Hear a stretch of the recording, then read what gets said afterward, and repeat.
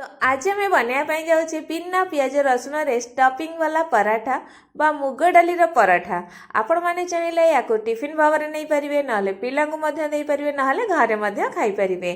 तो ये मु अटा नहीं जाइए पाखापाखि 2 कप आउ से देदे माने स्वाद अनुसार ये लुण नहीं जावा टी अधिक लुण ने कहीं आम स्टफिंग रे लुण दबानी तो से टी लुण अधिक लगे ता सहित टी गोटा जीरा नहीं जाऊँगी आउ कि कस्तूरी मेथी नहीं जाऊँगी जोटा कि माने पराठार फ्लेवरटा ना बहुत ही बढ़ईदेव। आपड़ चाहिए ये अटा बदल में मैदा नहीं पारे। तो एबे से कस्तूरी मेथी पकई सारा पर गोटे चामच आम देदेबा देसी घी जोटा कि आमर पराठा बन सारा पर सेटा को टिके नरम रखिबो आ बढ़िया से माने तार फ्लेवरटा माने फुटिकी आसीबो। तो एठी आमे कौन करिबा ना ए घी सांगरे भल भाबरे आमे कौन करिबा ना अटा को आ माने जहाँ सब आमे तादरे पकईथिले ना भल भाबरे घसी घसी की ए सब को गोळेई नबा।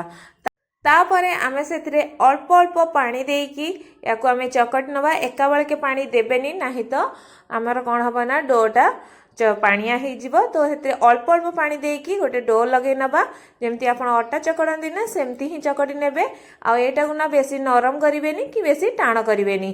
तो नॉर्मल आमर जमती मैंने यहाँ रुहे अटा चकटा सेमती ही रखिए। तो देखो यहाँ चकड़ी हो जाइए। तो एठी मु मुग डाली नहीं जेहेतु आम मुग डाली पराठा बनवा ना तो ये 2 मुठा पाखापाखि नहीं जाइए मुग डाली आउ गोटे घंटा हम मुझे भल भाव में बतुरई देती। तो ये देखो मुग डालीटा आमर पूरा बतुरी जाइए कहीं यहाँ पूरा 2 खंड हो जाऊँगी। तो एमती आपण मैंने मुग डाली को टिके आगुआ बतुरई ने। तो एबे आमे चलतु ताकू कौन करवा ना टिके भल भाव में धोई आनिबा। धोई सारा पर एमती गोटे स्टेनर नहीं जिवे नहले चा छण जदि आपण पाखरे थिबो ताले ताकू नहीं जिवे। नहीं सारा पर ताकू एमती भल भाव में सेथुरु पानी को निगाड़ी नेबे जेमती कि एथरे टिके भी पानी नथिबो। जदि आपण पाखरे समय नाही ना तो आपण माने कौन करिवे ना एटा को एमती छाणी सारला परे गोटे सुखिला कनारे ताको भल भाव में टिके पोछि नेबे जेमती कि सेथरे टिके भी पानी रहिबोनी।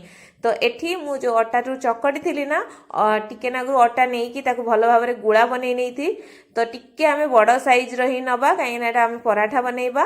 तो टिके अटा पकेकी मु ताको रोटीटा पूरा बेली नौची देखि परथुबे टिके बड़ साइज रे बेलिबे आ तार मोटाटा केतिकी रहिबो आपण माने देखि परथुबे।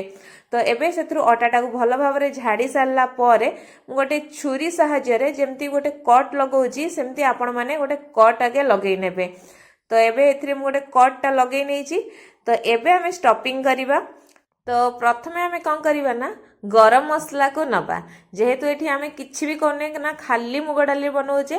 तो ये स्टफिंग रे प्रथमे मुझे देइछि ना सेमती आपण माने देदेवे कौन ना गरम मसला को ता सहित किसी कटा है रखाई धनिया पत्र को देदेवे आउ जेमती मुग डाली को आम रखी ना ताकू मध्य भरपूर करके एथरे देदेवे। आउ जेमती मु ताकू माने गोटे पॉकेट भलिया बनै नेली सेमती आपण माने गोटे बनै नेबे आउ अल्प टिके अटा तापरे पकेकी हल्का हाथ रे जेमती आमे पराठा बनाउना सेमती पूरा आपण माने पराठा बनै नेबे। आधर बिल्कुल भी मुग डाली बाहरबनी किंबा रुटी आमर फाटबनी। तो पूरा परफेक्टली आपणकर बनब ये पराठा। तो ये देखि पड़े यहाँ बिल्कुल भी मुग डाली आपंकर किसी बाहरी बाहरी। तो एबे आमे चलतु ताकू सेकी नबा। तो ता भितर ये तावा को मु गरम कर नहीं तापरे से दे दूची गोटे आमे जो पराठा बनइले ताकू पकई नबा आ लो टू मीडियम आंच रे ही याकू सेकिया पई छाड़ दबा कहीं ना जेहेतु कंचा मुग डाली आमे एठी पकईचे तो ताकू टिके सेकी हबा पई बा सिझिया पई टिके टाइम नबो। तो टिके लो टू मीडियम आंच रे ही 2 पट साइड सेकी नेबे आ 2 पट साइड हल्का सेकी हला परे सेथरे दे दोची माने तरळे की रखिथिबा घी को जेहेतु आमे बिना प्याज रसुण रे बनाउचे तो आपण माने चाहिले रिफाइन तेल मध्य देई परिबे। तो हमकू रिफाइन तेल देई सारला परे याकू 2 पट साइड माने पूरा लाल हैला पर्यंत बा सेकी हैला पर्यंत बनैबार अछि। तो एठी देखंतु हमर एपटे 2 पट साइड भल भाव में सेकी हे गलानी कहीं मुग डाली भी एठी भल रे सेकी ही जाइछि। ता सहित एपट साइड आमे जो आउ स्टफिंग देइथिले बा मसला देइथिले सेगुडा मध्य ता देरे फ्लेवर आसी गलानी। तो एबे ताकू काढी नबा। एठी आपण मानकु मु देखौछि माने पराठा केते नरम हेइछि आ केते बढ़िया देखा जाउछि ता सहित केते बढ़िया मध्य लागिवो। तो आपण याकू नॉर्मल दही सहित खांतु माने मीठा दही सहित किंबा जे कोनोसी चटनी सहित खांतु ना बहुत ही बढ़िया लागिवो। तो एमती थारे निश्चय बनातु आ किपरि लागला हम कमेंट करी निश्चय जणांतु।